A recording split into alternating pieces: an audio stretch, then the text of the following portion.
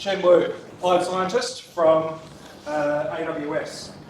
He's got a rather esteemed CV, researcher and scientist in all things data, distributed computing, AI, ML. I suspect he's got quite a few stories to tell, and he's probably got quite a few AWS user group presentations in him. But tonight we'll kick off with one on the art of the possible with large language models. So over to Chen. Yeah, thanks.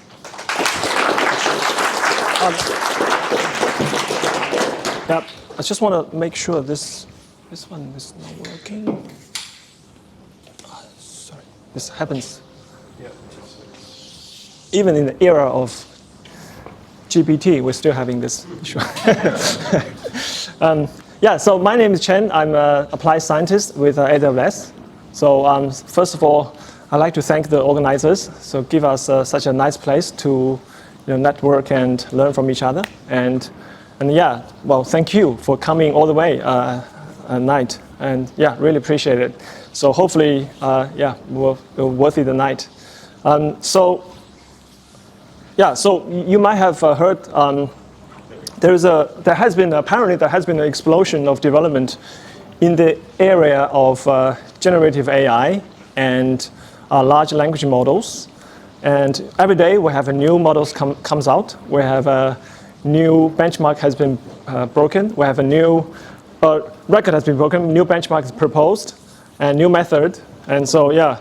So whilst we are very excited with seem to be the extreme fast pace of the development in this area, at the same time somewhat overwhelmed a little bit. But one thing hasn't changed that much is that we want to build with you.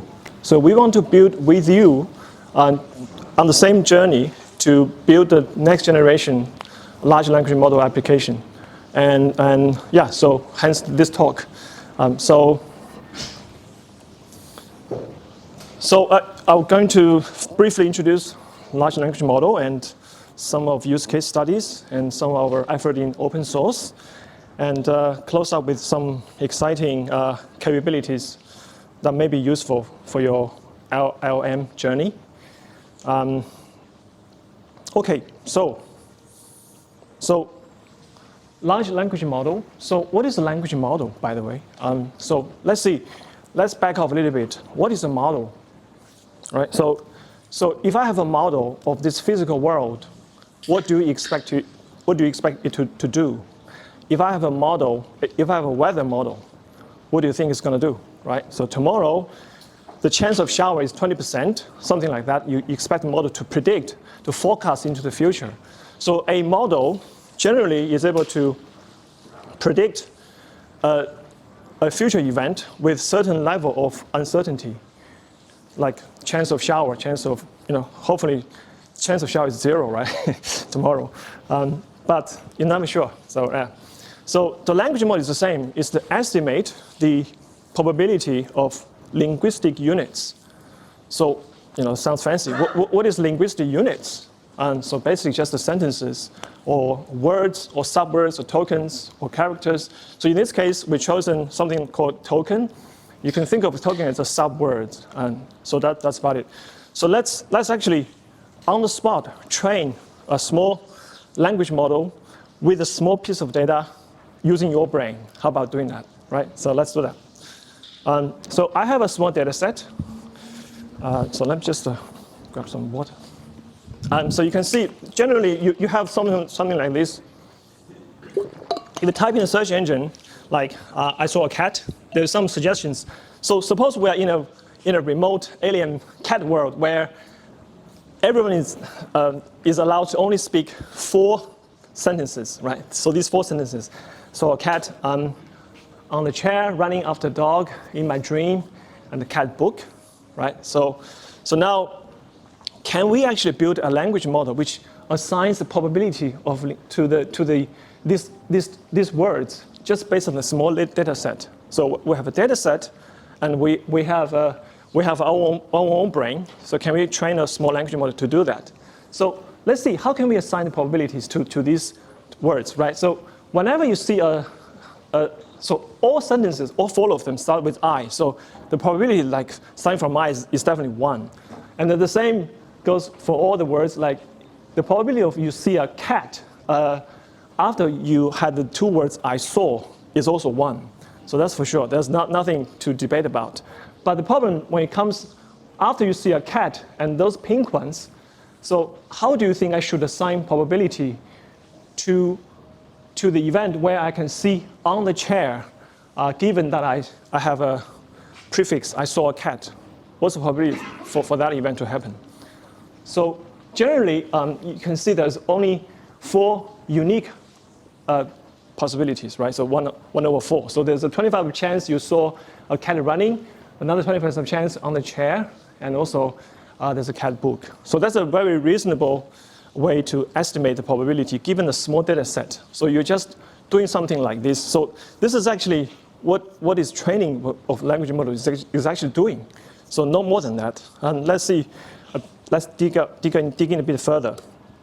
So what we want is something called likelihood. So we want to have the probability of the data given a language model. So this is actually known as the likelihood of the language model. So how likely this language model may have generated this data set. So you could say, oh, instead of having a 25% on each of these possibilities, how about I assign 70% to on the chair, because I'm coming from this world, not the alien remote cat world where this thing happens. So I can have a bias. So I often see more likely that the cat on the chair than running a dog. That's just my experience. So bias might not be a bad thing. It just means that you have a prior knowledge in your model. So then if you go to this alien world, you can say, oh, maybe I'll assign 70% on that, and then the rest is 10% each. So total is 100%. So if you do that, then you have 2 language models. One is the above. The second is below that. And then, so if you calculate the join probability of the whole piece of text, then you have 2 answers. One is bigger than the other. So apparently, the button on the top quarter to the power of 4 is actually greater than the one below. And you will see the reason is this language model on the top is more likely given the data. Even though you might have some other, like assumptions, bias, but just given this small data set, data-driven, then you will say this language model is more likely. So generally, we want to maximize the likelihood of a language model with respect to the data you have seen. And this is what the training process is doing. Whether it's a GPT-1, GPT-2, GPT-3, and any other models. So the central theme is the same. So maximize likelihood equals to, so corresponds to minimize the loss. So you can see, so these 2 are equivalent. I promise you this is only going to be the only math for the whole night. That's the only one. Okay, so just wanted to, because this is important, because then the follow-on is build up the story is naturally. And so basically, you will see this number is very small. So you have when we train a big large language model, there's billions of tokens. So if you multiply them together, you get a very small number, which is generally on the flow. So you won't be able to represent them. So yeah. What does that number mean? Like when you say the probability of that language model doing that, like if you took one line, I would think there's a high probability that line came from that language model. But that's not what that number's describing, is it? Yeah, so this number just means if you plug in the language model into that data set, and then what's the outcome? So you say, what's the probability of the word on when you see I saw a cat? Okay, so in that case, because if you scan the whole data set, like train your brain, there's only, in the past, there's only 4 chances. It's either on or running or in or book. So that means there's only, so in this case, the probability between those 2 tokens are 25%.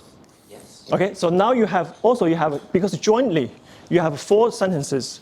They are independent. So actually, I'll skip some facts, because let's assuming these are independent events where one cat on the chair has nothing to do with the other cat chasing a dog.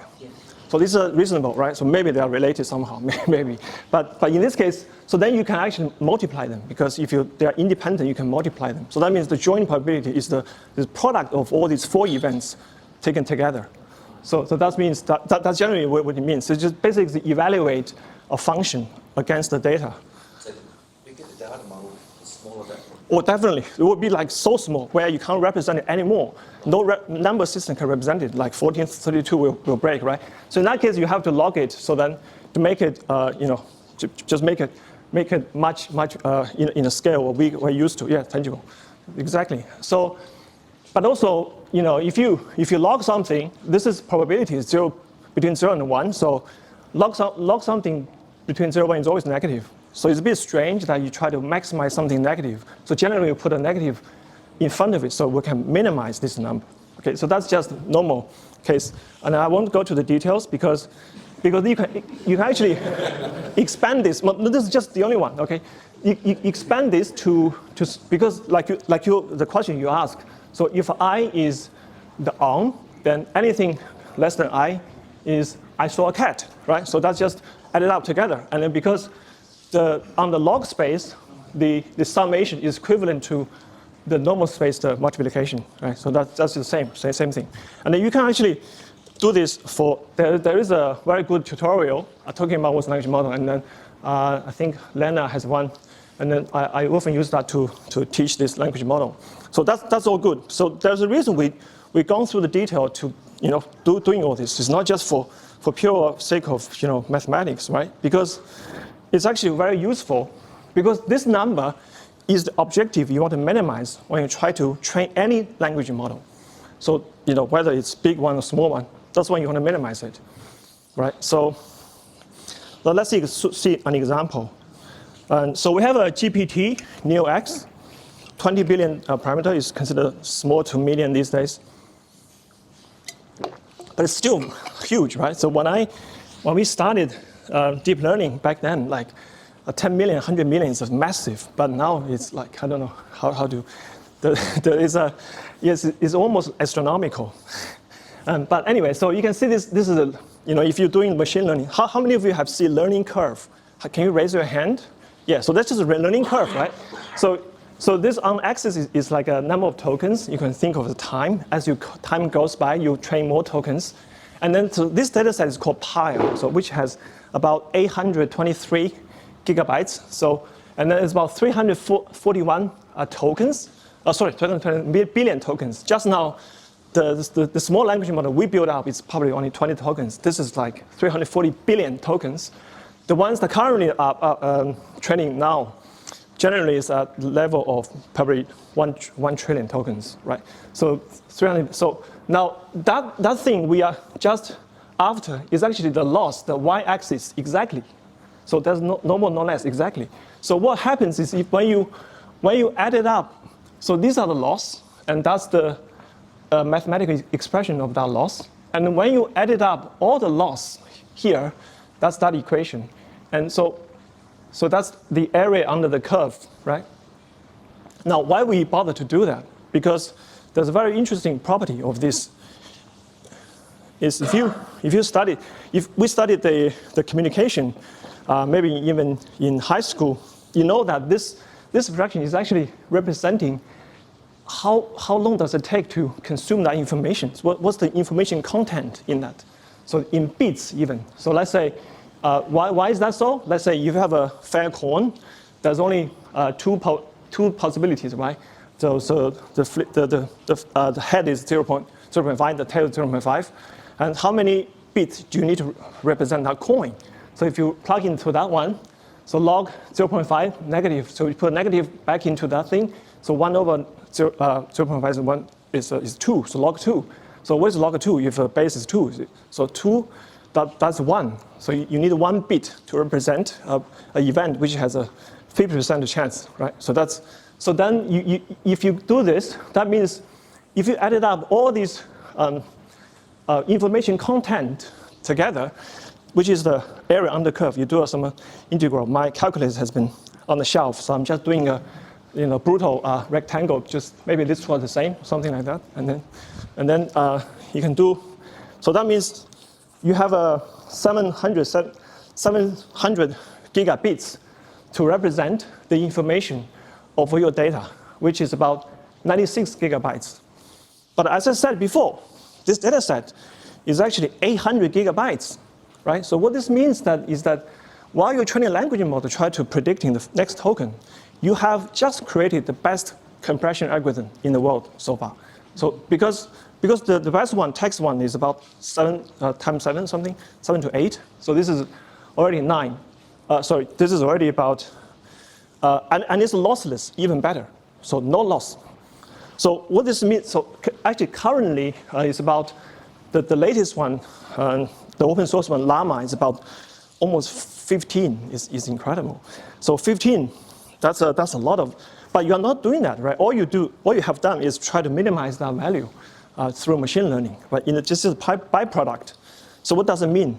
So it means you know something about data, right? So if you move in your house from A to B, you pack everything into a few boxes, and when you arrive, so the magic happens there, right? Normally it took me like maybe 2 years to unpack, but if you can unpack within just like several hours and everything to exactly where it was, so that means you know something about your house, you know something about your content.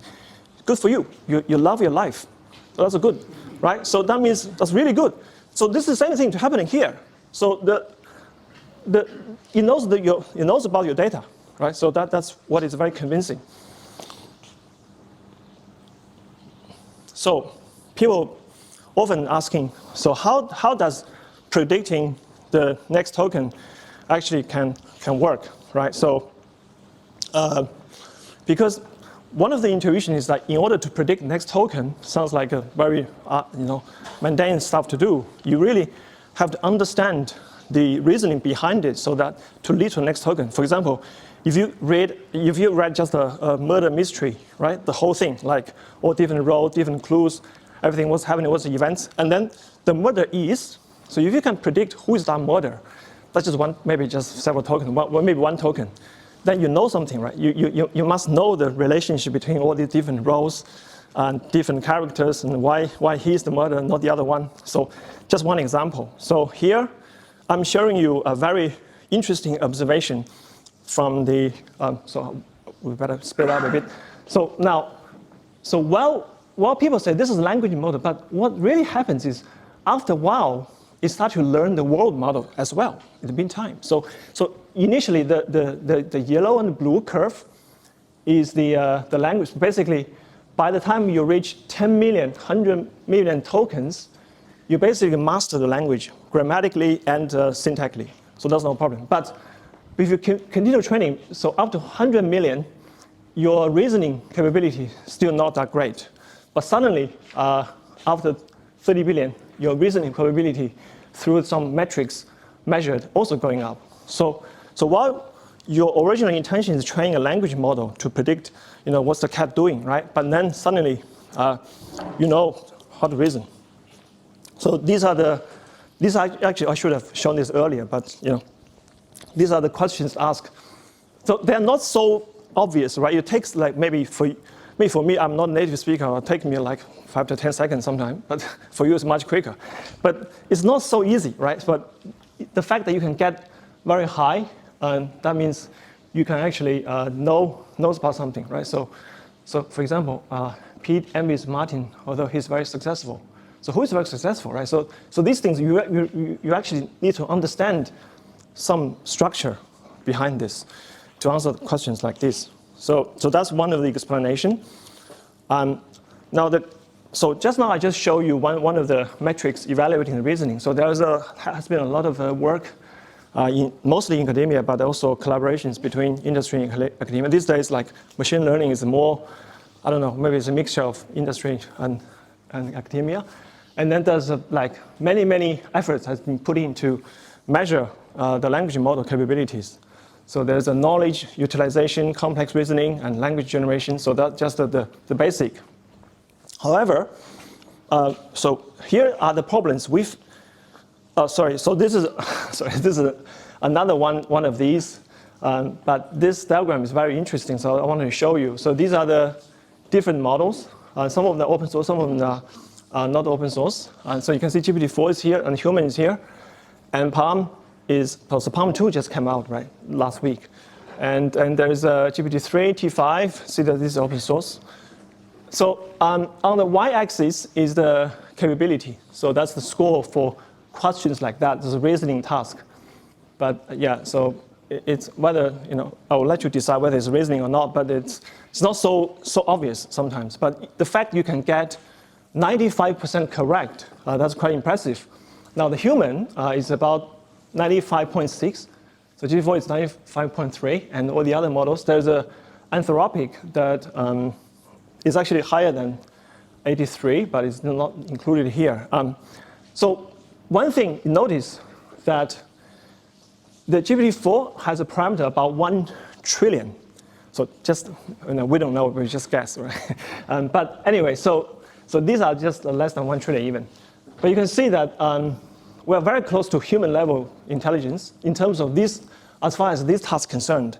But human, we have a synapses about 100 trillion. So what does it mean? It means that we are 100 times less than the actual weights, but yet we can get more or less similar capability. So maybe this has got many people to rethink, right? So maybe that could explain many things. Some people left this field because they were so worried. Because have we actually found something so different from our own mechanism that we can achieve the same level of intelligence, but with 100 times more efficient? So yeah, so I will leave that thought with you to think about that. Let's move on. But one thing I wanted to show, this is actually, so you have to be taking this result a grain of salt, because sometimes it's very interesting. So if you look at the paper, that's 10 shots. So 10 shots, that's a lot. I mean, you have to give 10 examples every time before you ask, what is this? 10 correct examples. So, but some of these ones, I think when they did test, is only 1 shot. So might not be, all fair, but this is just a rough estimate. Anyway, so yeah, let's talk about this evaluation. So yeah, but in reality, the evaluation is very hard. It's not just some reasoning task, right? So for example, we have customers asking us this question. So can you make my design look better? So how do you define better? And then how do you measure that? They don't have any, so just make it better. I mean, so it's very not so clear. I mean, this is maybe not just to do with language model itself. So one thing we realized that maybe the better is that instead of measure its, I don't know, maybe the design, how can we measure something behind it? Let's working backwards. So can we measure something? Is it because you have a better design so that your website is more attractive and then you has incurred more traffic, or maybe more higher click-through rate or something? So you're using something more tangible that is relevant to your business. So something like this, maybe something can think about.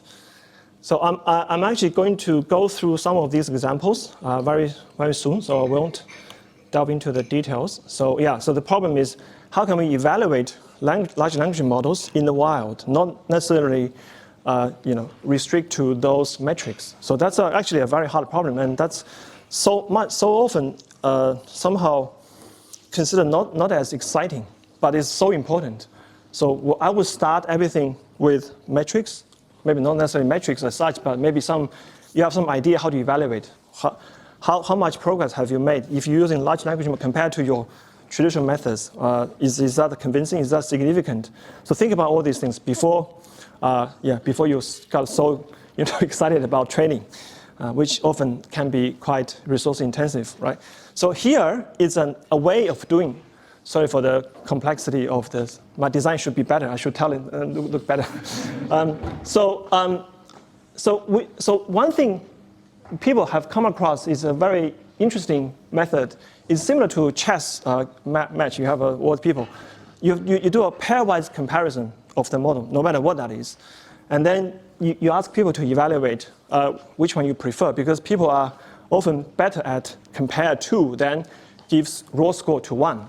So so then you have these different models, and then they did a comparison, then they can calculate. So that's the equation. So every time, so the basically these numbers are the probability if you look at row by row. So if you look at the first row, GPT-4, so that's the probability that GPT-4 will win over other models, right? So you can see the first one is actually pretty good, the Claude.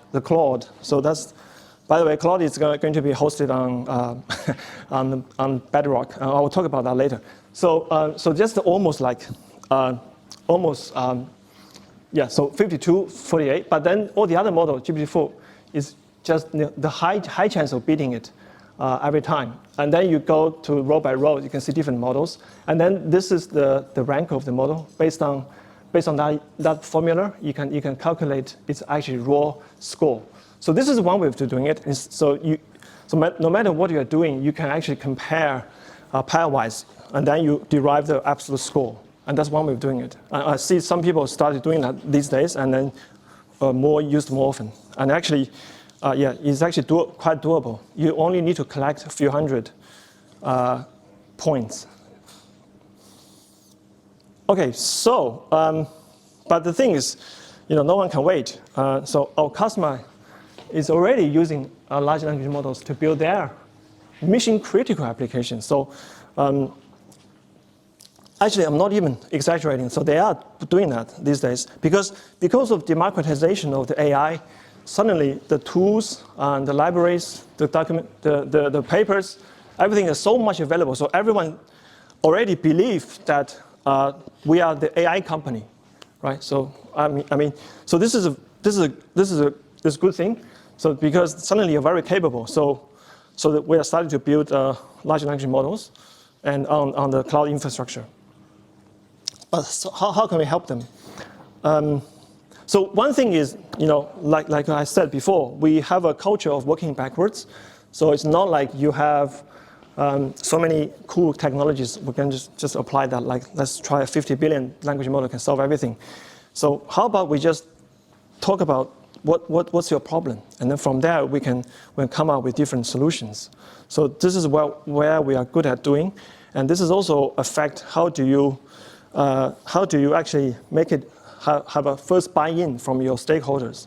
So if you start training and then you cost like $3,000 a month already without have anything showing as a result, then you will find it's very hard to convince. But if you working backwards, maybe things are very different. So the first one, like I said, is this web UI editing. So web UI, I'm really bad at it. It took me like forever to just get one button on. So this is actually not the real thing, obviously. I just did some. This is not the real thing, but the idea is similar. So the customer often have some kind of like domain-specific language to describe their UI design, and then they can render that into some real thing. And then, so I'll just show you some correspondence between this domain-specific language and the actual UI rendered in your browser. So one of the requirements just say, look, it is. So previously, maybe it's a Mother's Day, right? So just give you a contrived example, but the real example is very similar to this. So add a button to one of the sections somewhere here, and on all the pages, they have like, I don't know, maybe thousands of pages that are all themed as a Mother's Day. And then you can actually build this very quickly by just specifically write a program to do that. But then suddenly they have different requirements like this, but every time is very different, slightly different, but so you won't be able to always capture all these things by handwriting the code. And so that's one of the, so what they want to do is they want to achieve, so by the time you say this, and then, so I want to find all the web pages which has a Mother's Day on it, and then we change a button from 1 to 2 or something. So this is a contrived example, but you got the idea. So those are the good applications for using large language models. So the second one is, so please reorganize the layout for me. So I have on my editor so many things, and I can't be bothered to, rearrange them, like 50 of them, like snap on the grid or something. And so these things depends on your application, but at least you can start with a better initialization condition for me to work on, right? So otherwise, then I have to, every time work from scratch. So that's another use case. So we could, we just spent a few weeks build something like this. So we have so this is actually built on open source technology, everything. So we are open sourcing some of the component already. So anyway, so you have a user instruction, and then they go through API or something, and then talk to the handler working on Lambda. So this Lambda is actually just an orchestration of business logic. So at the moment, this Lambda is actually still handwritten. So in the future, the Lambda should be also somehow orchestrated through large language model. But the orchestration itself is handwritten. Okay, just be clear. But this handler itself is all using the large language model to manipulate your web design documents, your domain-specific language, and whether it's YAML or JSON. So they're very similar. They're quite similar. And then this language model will. So we have a intention detection. So intention, what do you want to do? And then once you decide what to do, you can handle that command to different handler. The different handler will then try to understand the structure of your input. So it's much harder to editing something than creating something brand new, because you have to understand what's existing. And just like fixing other people's code is much harder than writing your new code, right? So this is very similar. And so you have to understand what do you mean by Mother's Day, and so sometimes they don't want to bother to say too much things. Just can you change, all the image to Apple, and change all the like I don't know holidays to Christmas. So something like this. So then you have to understand what do they mean by that, and then the intention detection, and then everything is handled on the SageMaker endpoint, because there's hosting a.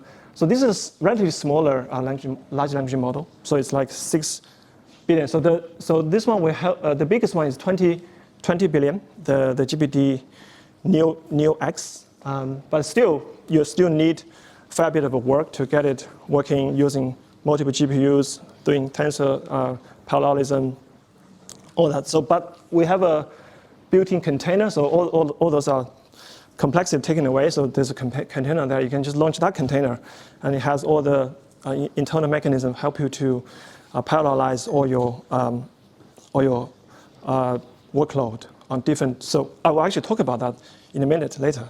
So one thing I wanted to emphasize that here we're working backwards. Instead of start fine-tuning first, we're using this K-short learning to try some small examples, and then when you realize K-short example is not enough, then you start to do a fine-tuning. So instead of the other way, and then this must be already out of date, but just to show some of the cost, because it's a smaller model. So the cost is actually looks quite okay. Then because everything is inside your, you can make it inside your own network, so quite secure, and also with a low latency. So it's pretty promising direction. But one thing I wanted to say is that the one feedback we get from the customer is that this pipeline, this orchestration is still hard-coded. So next time if somebody asks a very different question, the intention detector may have some issues, and then in that case, you are not flexible enough. So the way towards the general intelligence is that even this is actually can be trained end to end, so that you know when to do what, and then these are the tools. So these are the chain. So the chain can be also trained by enabled by the large language model itself. So that's one thing we have seen more recently. The other thing is answering analytical questions. So for example, what are the 5 products? So this is actually a simple one. We have seen much more complex. But anyway, so we have a lot of like tens of thousands of conversations between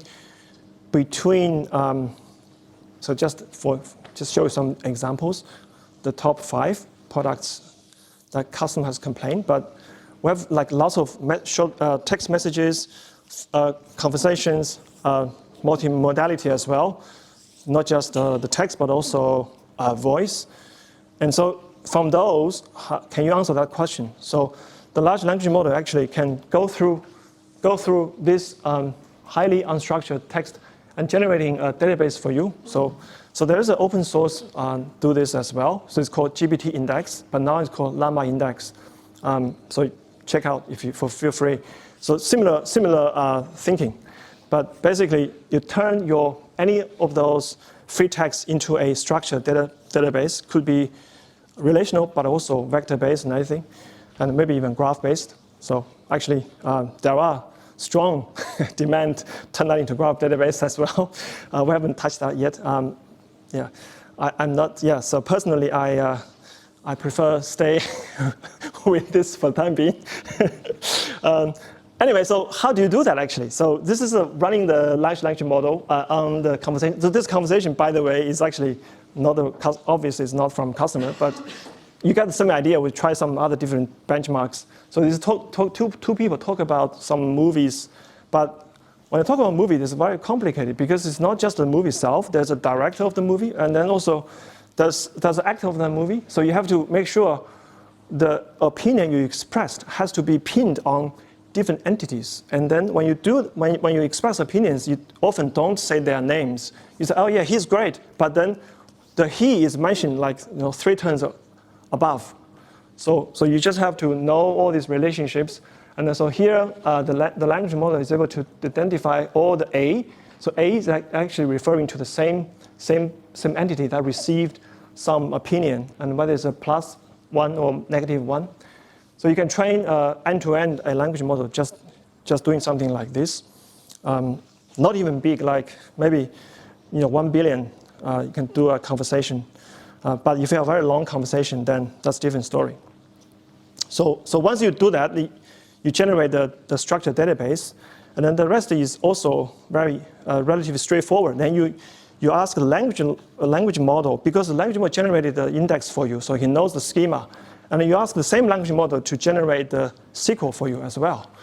And then basically just generate some aggregated like data warehouse-ish SQL statement, and it generate that result. So yeah, so the idea is very similar. You can see that open source community is very active on this. So vector-based database search and ask a question on the PDF, the same thing. So you have a free-form PDF generate index using language model, and then you query that index whenever people ask questions. You turn that natural language question into some kind of structured Spark QR or something, and then generate the answer for you. So that's doable, and I think this is actually quite maybe even useful in many cases. So just an example. Now we also have some customer in the health industry ask us to do some product research for them. So, for example, one thing they're really obsessed with is, they really wanted to know why people need certain product, like whether it's drugs or whether it's treatment. So they want to understand the fundamental need, and so then they can, just do a market research. And so we try different models, and one thing is very interesting is that there are some domain-specific large language models has been pre-fine-tuned on large amounts of medical or biological data set, and then you can further fine-tune that, but also you can actually further pre-train that. So you don't do anything, just pre-train it. Just let it read your documents without just using the objective function we just mentioned in the slide 1, the minimize that negative log something. So just using that. Then it turns out that is actually much better than you try try very hard to get some ground truth to train it. So you do that, and then you only need a few hundred ground truth to do a fine tune. So it's something magic. So it must be something really magic that you predict the next token. If you do it so well, you must know something, right? So it's just like a compression. And then you, on top of that, you pre-train with some examples then. So that's a great way to using self-supervised learning to reduce the demand for large labor data set. So that's one insight. Yeah, so obviously people are so interested in training foundation model as well, meaning that that's a pre-train stage, not fine-tuning. So I just wanted to training our, like recently, there's a Bloomberg GPT. So it's in the finance industry. If you work in finance, you must know that. So they spent some money, decent amount of money to train Bloomberg. I think it's 50 billion something. That's also the result also very impressive. So we have actually worked with the service team to do this because we need that support. So basically, you can roll out a AWS managed HPC cluster. So but it's AWS managed HPC cluster to do this kind of pre-train. Because see the difference, most of the pre-train these days, my understanding, my experience is that you still heavily relies on high performance computing facilities. So because those are like one of the famous like scheduler. Open is Slurm. So still, a lot of people are using Slurm. But the problem with traditional HPC, but nowadays it's already much better, is that sometimes the pre-train requires very intensive monitoring. So funny enough, it's actually not so automated. So you need to make a lot of decisions. I will actually show you why. It's like, okay, so monitoring is such a key thing to have. So and then also the failure is when you have thousands of nodes, the probability of fail in the next 1 hour is almost 1, not 0 something, 0 point something is 1. So you always fail.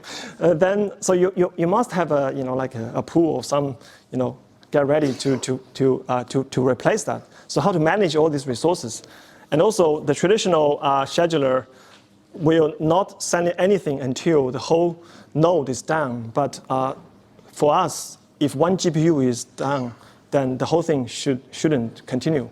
So these things there's a mismatch between training this foundation language model and existing infrastructure. So the managed AWS managed cluster takes care of those things, so that as a scientist, as a cloud architects, as a operation engineers, they can play their own role without stepping on each other's toe, but working as a team.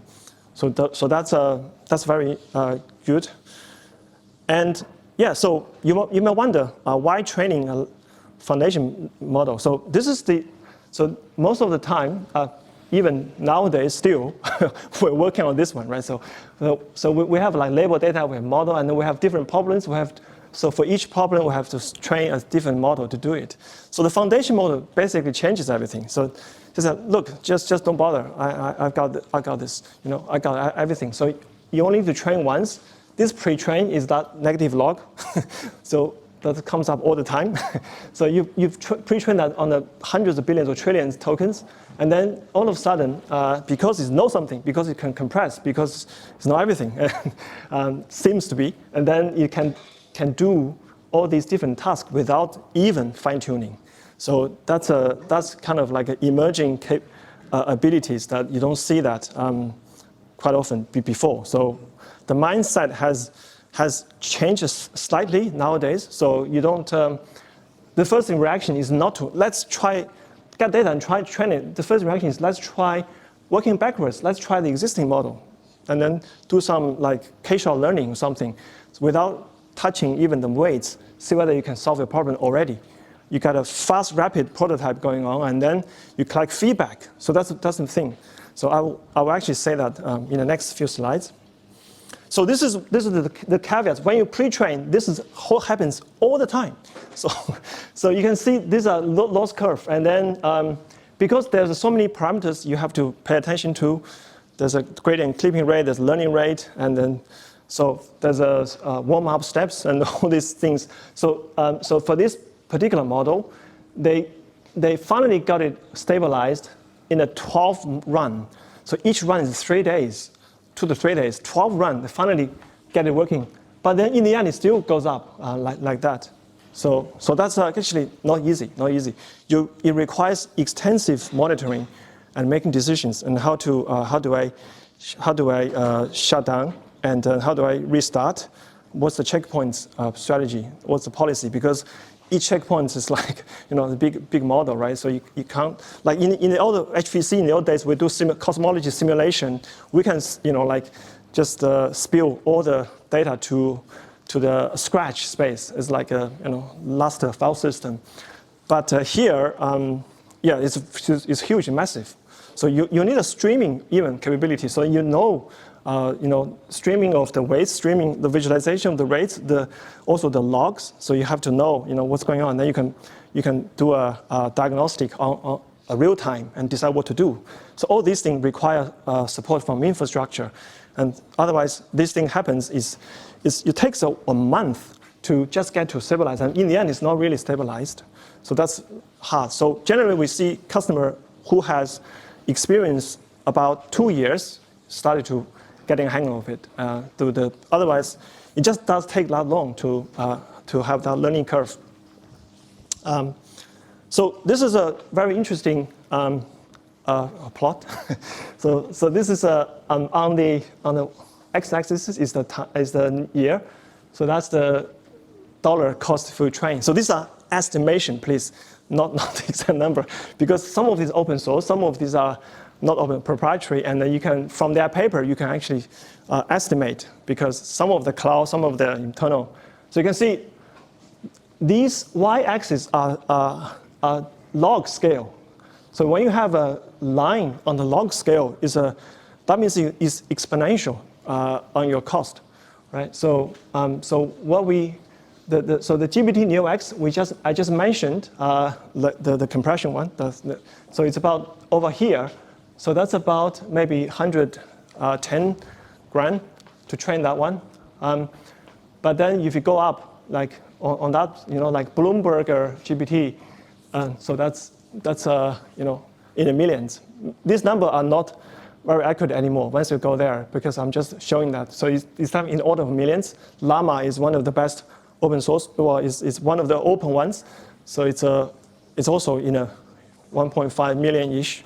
So you can see the cost of training, the pre-training to go through all the data set. Just one epoch, that's how much it costs you. So it's still some undertaking. So, but there's some scaling laws for training, right? So you have a fixed compute. So how should I, if I have some money, so how big the model should be, and how long should I train? How much data do I do? So all these questions pops up all the time, and so turns out there is a people working on this.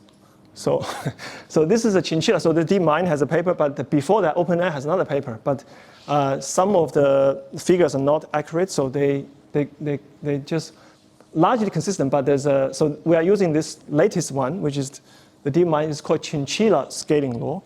So on the chinchilla scaling law, so these are the parameters. That's the size of the model, and this is the loss, the negative log. You can see I'll repeat all the time. And then, so each one of these curve arc, these are the what they call isoflops. So any points on this curve, they have this exact same compute budget.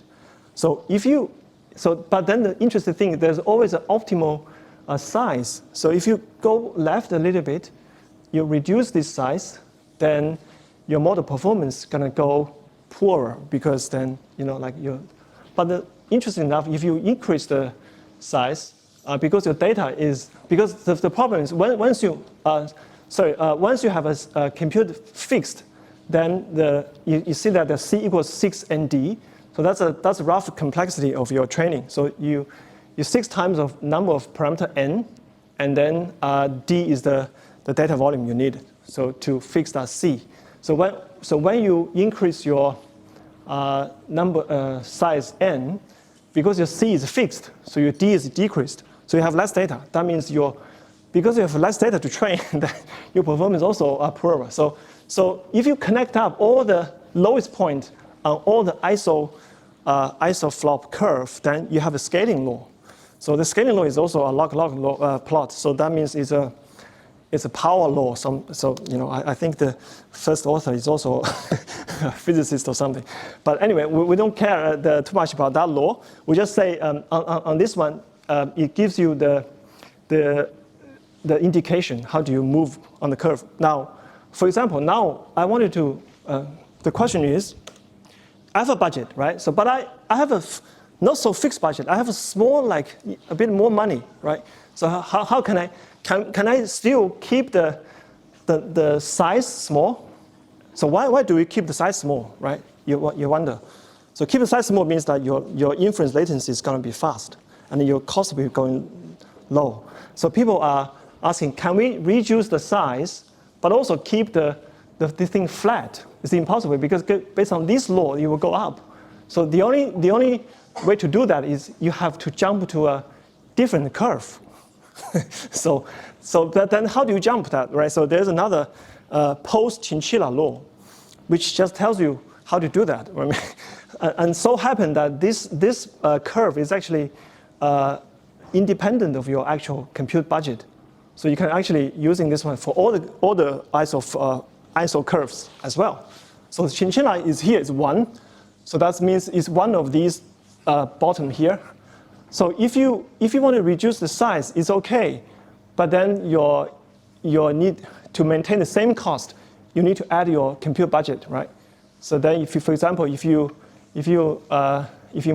move here, then your size, the fraction, so it's only half of optimal size, but then you need a little bit compute. So here it's okay, it's pretty good actually. It's good to do that. But then if you make it too small, then there's a critical model size. Too small, you can't really represent anything. So you can't really learn something.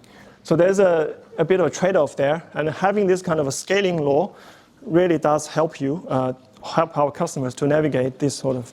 But to be honest, you also need to take a grain of salt of this. This is just their experiments, and this fitting of this law itself is not very, So it's a lot of details. So yeah, it's good to have these things as a reference. I would suggest, and not just take it too much. Okay, so like I said, the inference optimal because the model here is still quite big, right? So I want to make it smaller, then the cost will go down. So key observation is the first one is we need to create a baseline solution very quickly. So by using the working backwards, follow that principle, we should be able to do that with a large language model. And we wanted to inference using the medium-sized large language models.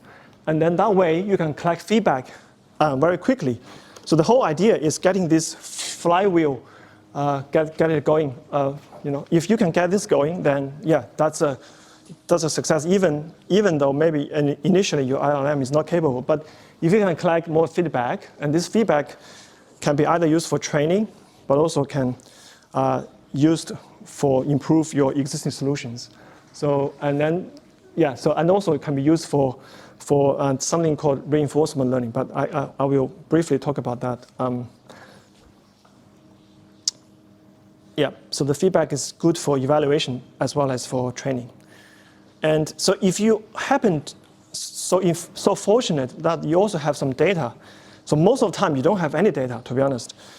But sometimes the customer does come with some data, and then that's really good. So that means you can actually do all kinds of, as a machine learning, a practitioner, you want to do those things, right? So still wanted to help them to get the best out of the data. So you can do a continuous pre-training, like I said before. So it turns out sometimes this is already enough. You don't need any ground truth, just data itself, just some raw. Like if you wanted to train something on your magazine, you just give them the magazine text. No need to have anything else. But you can also do supervised fine-tuning, which requires label, and also reinforcement, which requires human feedback. That's why you have this feedback loop. So one thing is that so if you have a model which doesn't doesn't have a capability to incorporate long context. So now Anthropic last week just announced they support the context 100,000. So that's quite impressive. Yeah, so that's probably the longest I have seen. But normally it's like only 2,000, 4,000. That's okay if you're doing some blog writing. But often, like just say, if you have a CloudFormation, which is quite long, right? So it's already like definitely more than 2,000. And then those things cannot cope with, right? So one thing you can do is like you want to use all that 2,000 for your input, but then your output is, if you output also 2,000, then you're just not enough. So you can let it generate command. So instead of generate the actual content, because many times the content is just the same, you just change a little bit. So what's the point? Regurgitate a whole thing, right? So just like Delta.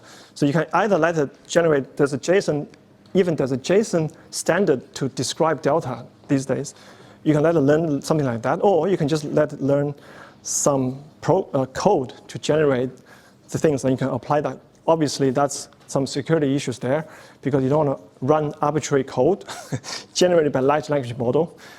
What if there's an adversarial attack? You generate something, and then the code is running. So there's consequences you have to think about way off. But we found if you generate SQL, generally it's okay, because you can generate a in-memory database, and then just the in-memory database is read-only. You can set the admin the role as just a read-only, and then you can let it run whatever you can run. And then you generate the result and convert it back into your format. And that seems to be a good way to circumvent this problem. But in the end, still the context is a precious resource that you want to maximize it. And then this sampling and planning is actually very useful strategy if you want to do some control, because many times you want to generate something that it has try to do some comply with some constraints, right? You can't say these words, you can't say that words. It happens. And also, you want to say we have a customer say you must include these words. You must, because we need them in. So initially you say, oh, okay, let's train the model to just do this. But we found it's very hard to do that, actually. So there's a lot of paper talking about how to do a constraint optimization when you're training a large language model. But in reality, we found out the best way to do that is at the inference time. You do a sampling or planning. So you can do a constraint decoding. It doesn't involve any training, but it involves all the old goodies from your robotics. So all this planning algorithm, all the dynamic programming.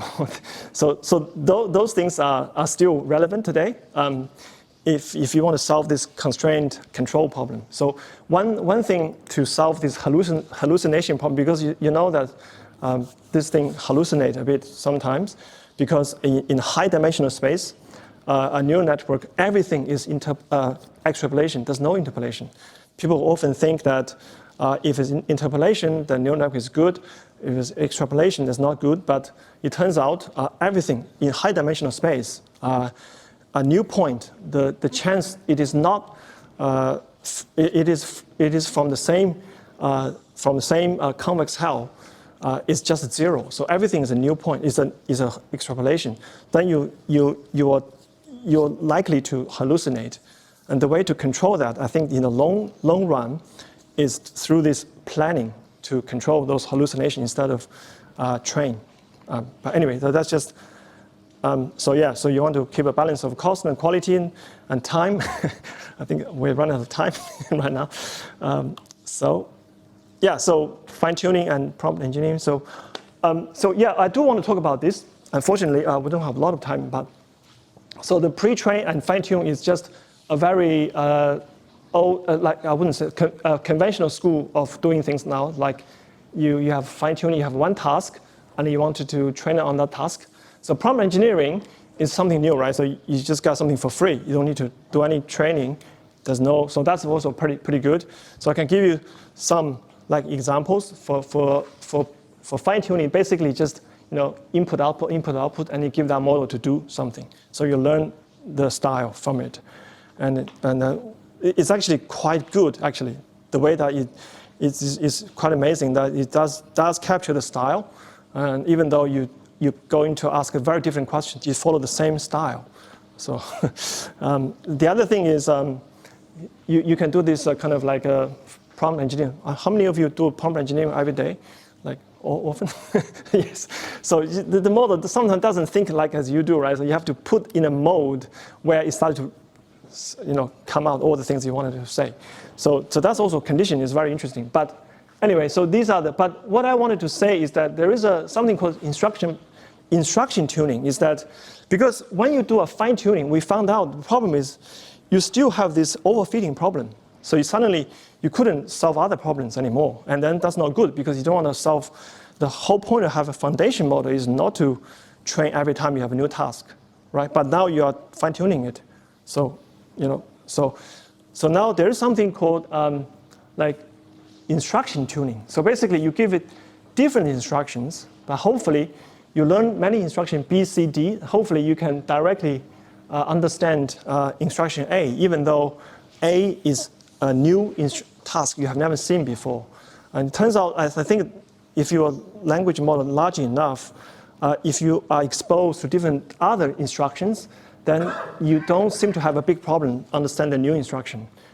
So here I'll give you example, a summarization, but I could have something else like, maybe extract something or maybe write something different, so totally different. But if you give enough variety, diversity of those, like the data set, some of the data set has like 4,000 different types of tasks. Each type have hundreds or 200 of them. And then if you train enough on these 2,000 tasks, you have a brand new task you've never seen. It doesn't seem to be a big problem for language model to pick that up very quickly. So that's hopeful because you want to have the generality, right? So general AGI, but I don't really like that word too much. It's just, I like the general. That's it. So it's a general thing you want to have. So then you don't have to maintain 50 different models, right? So if you have 50 different tasks and many different models, then you have to have a pipeline. You have, like MLOps and like, so the complexity is quite a bit. So I'm just rush. Yeah, I think one thing. So how much time have I got? Yeah. A few minutes. Okay. Right. Okay. So yeah, I do want to mention the human feedback. So there is a way to actually compare the response. So you have to really do the human feedback. So you have a question, and then you have response, and then you build some GUI so that people can actually put in their preferences. And then this is actually the way that you can fine tune. So this is actually from the WebGPT paper. So we consider the WebGPT paper is actually the closest to ChatGPT in terms of capability. And this is the Anthropic paper. So Anthropic is one of the foundation models. So I'm going to quickly move to the accelerate. So how do we, on AWS, how can we do that, right? So there's a two choice where you can do all these fine tuning yourself, and also you can load a model yourself and inference on the existing infrastructure. But also many people prefer just a very clean, simple API-like interface, so I can just call it. So this is the easiest way to build and scale your generative AI applications through the foundation model. So just maybe some details here. So the preview will start the end of this month, I think. And the foundation model from Amazon will be mostly called Titan, come with different sizes. And then, so Titan will have the text generation and also the embeddings. The embedding will help you to perform those semantic search. So search applications are useful. And on the other hand, we have third-party foundation models. So the ones that I showed several times is the Claude, which is from Anthropic. Anthropic recently announced the version 2, so maybe just last week. So the paper I shall show you just now, those comparison, those plots, they are from version 1, the paper. So yeah, so it's interesting. They have trained the conversational bot a long time ago, but they didn't want to release it. So it's just the timing game. So they've chosen different time to release their model. Yeah, so we have different, so the Jurassic 2, I think, is also support multilingual, so you can different languages. And Stable Diffusion, I think, needless to say, has already been used for image generation. So basically, there's a variety of different models, come with different sizes, with different cost. And yeah, so it's just, we have just wanted to be part of this journey with you. You can build with you. It's less about the choice of the model itself. It's more about how to we working backwards, using these resources to solve your problem. All right, and so that's the, so that's the conversation. So the Anthropic is the Claude. I really enjoy reading their papers because it's so clear. So one example I will show you is this plot that I quite like. So this just tells you the large language model, if you have a bigger size, it knows when it doesn't know, right? So that's very useful because, so for example, here is the probability that's the probability that I just mentioned on slide 1. That's the probability. And then here is the true probability. So that's the based on ground truth. So you can see that the blue one is the large model. And in this case, it's about only, not even large, 50 billion. So you can see that's actually pretty good. So when you think the probability of next token is high, and it is really high, well, maybe not after this area, but generally it's largely on the line. So that's diagonal. That's really good. But then the smaller model doesn't have the same effect. So basically, so this means that I'm so confident that this is what I think is right, but actually you have no idea. But the large language model, larger, means that if I'm confident, but then it's actually really true. So if I assign a low probability, that means indeed it's less likely. So it's less likely to have a cat chasing a dog than sitting on the chair. That's what I output the probability, and then most likely that's correct. So that's actually give you the confidence of instead of just say it. Not many models these days can directly output the generated content as well as its associated probabilities. So these are very useful if they are aligned like this. Otherwise, it's useless, right? So and this is the whole workflow. I'm not going to go through details, but anyway. So finally, any Anthropic or any other one party, the first party or third party, anything in Bedrock, you can easily customize. So all you need to do is point that to your S3 buckets, and you can do a fine tuning. You only need a few hundred examples to start with. So that's and also everything is on your. Maybe it's on your VPC as well, so it never goes out. You don't need to send a prompt which has sensitive information going through the public internet and come back. So those are good reasons you want to consider this sort of API. But still, you can also build. We have a Jumpstart. So Jumpstart is more like a free, like a Hugging Face-ish. So Hugging Face equivalent within AWS account, which is protected. And you can also choose the API style. You can choose the builder style. Depends on the team expertise or their preferences. So there's a variety of choices you can have. And so lastly, I just wanted to emphasize that I have talked about large language model. So it's really, we wanted to be part of the journey with you to accelerate your journey, to help you build the next generation generative AI applications. That'll be all. Thank you for your time. Thanks.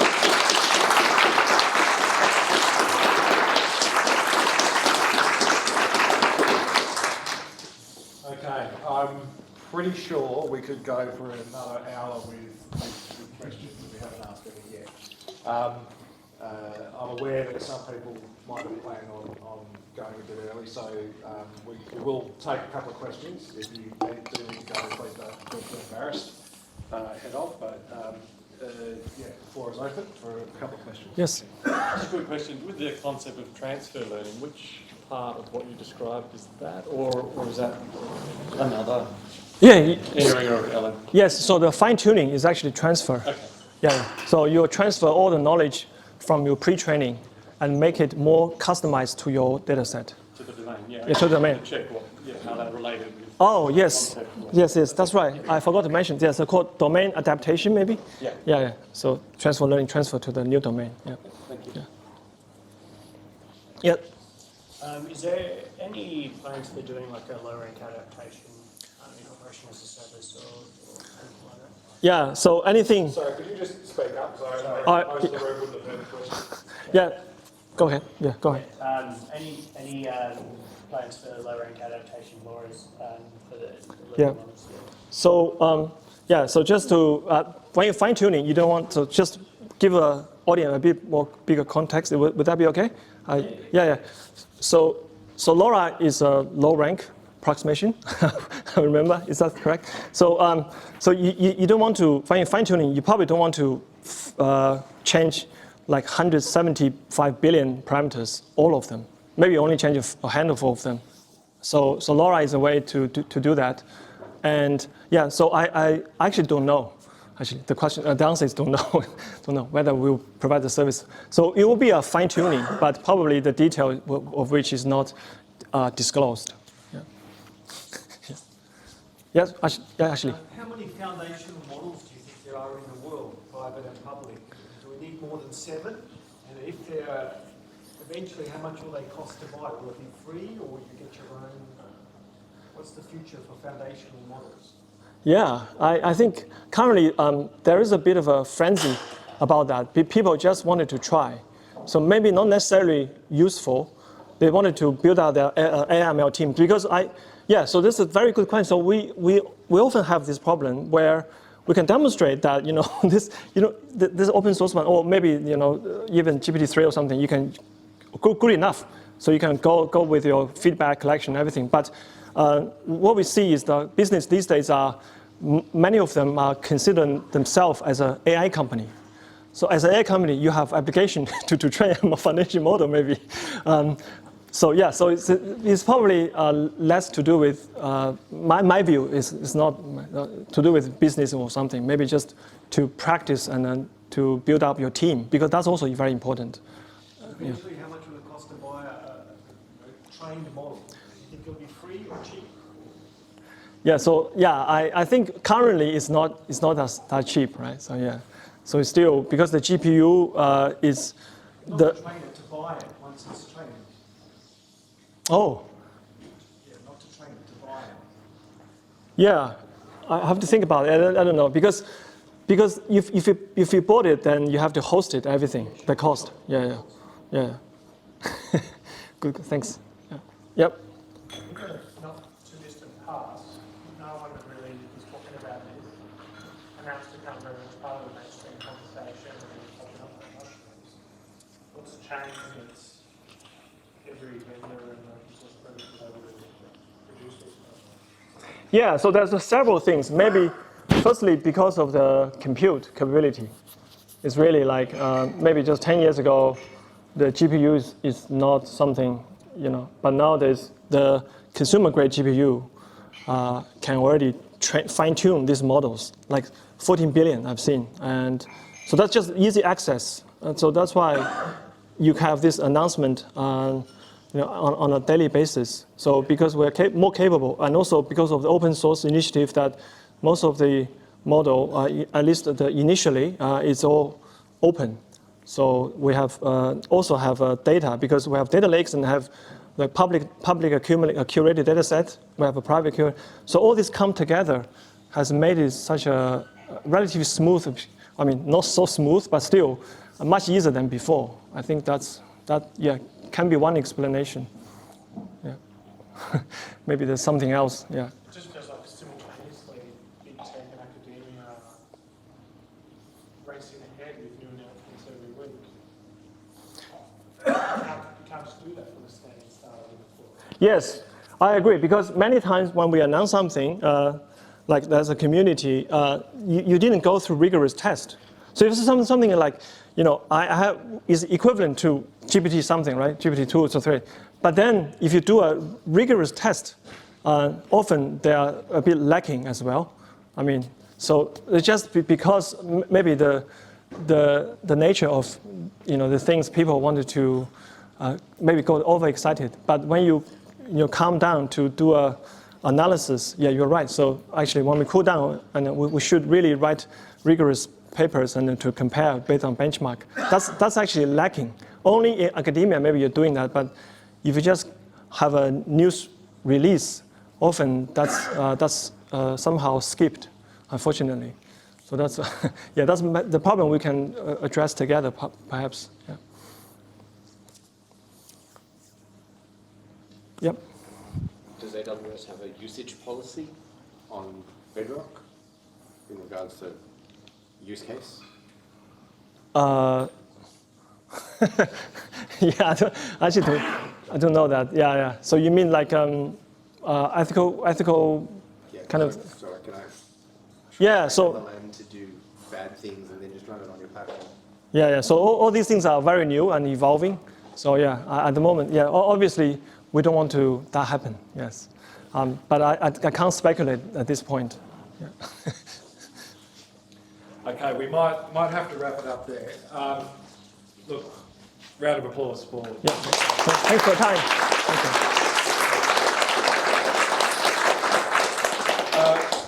What I would say is if you do have more questions, throw them up on Slack or put them up on the Meetup board if you haven't yet.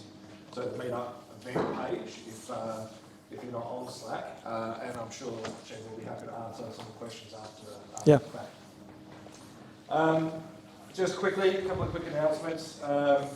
You might have seen our branding blow up as a user group over the last few weeks. We've grown up and actually designed our own logo, Marley the Black Swan. We've released version 1 of our website, a few more changes to come, but we'll be using that to link to a lot of events in the future because we actually get blocked. When we reference meetups on LinkedIn, it limits the number of people that actually see the posts, so we're trying to play a bit of a game with that. We'll see how we go. Our next event is a workshop at Latency. We're running the OEM Attack hands-on serverless workshop again at the Latency Conference, workshop day. Is there anyone here that's going to that? Cool. See you there. I believe there's still a few tickets, so if you're interested, take a look. We're hoping to run another workshop again sometime in the coming months. Sounds like a stretch target, but yeah, another one soon. We will have an event, a meetup event in June as well. Can we commit you? Maybe. James is going to present to us on CDK. I think he's still rounding out. Is that of interest to people to have a CDK file?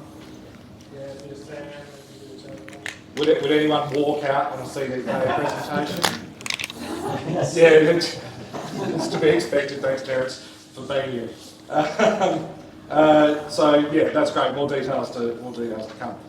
Did anybody have any burning sort of community news that they needed to share with us? No? Organisers? Yeah, the call for papers, I think is active, so the board presented the later this year. Indeed. Big skates on. They're helping people with their submissions to the call for papers, community voted, obviously a great conference. Thank you for that playing fine. That's great. Jen? Okay, thanks everyone. Great night. We'll see you next time.